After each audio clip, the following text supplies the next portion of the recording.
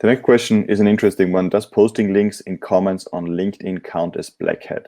So in SEO, just to clarify, in case this is the first time you come across this term, very often we differentiate white hat strategies or tactics from black hat tactics, and there is some gray hat in the middle. And what it essentially means is that it refers to Google. Google has terms of service, and everything that violates those terms of service would be considered as black hat. Everything that's in line with Google's guidelines would be white hat, and everything that's in between, in life, also everything isn't black and white. There would be like a gray area where I would say we are in probably. We're within the gray towards the white hat area, let's put it this way.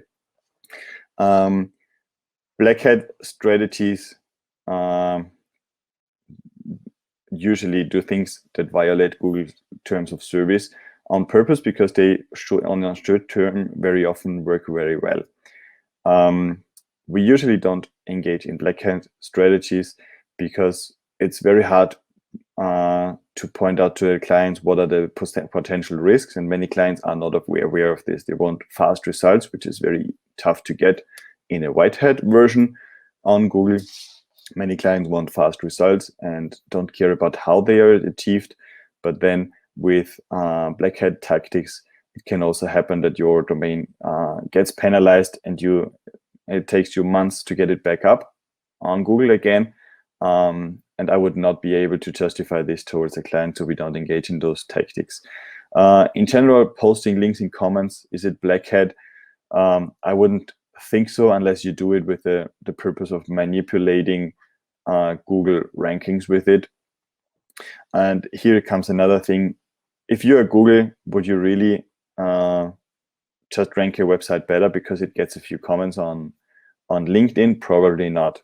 Again, if you put 5,000 links to a website in LinkedIn comments, probably you would also ignore it. So Google got very smart about ignoring a lot of links, just devaluing it or ignoring them completely, that obviously have been built for the purpose of enhancing rankings.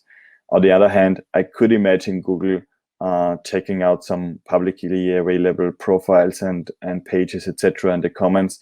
I could imagine they might take a look at some cases in some niches on what's the feedback from social media, and definitely social signals, as we call them in SEO, are definitely something important, which refers to the fact that Google people usually would probably first share something on social media before writing a blog post about it.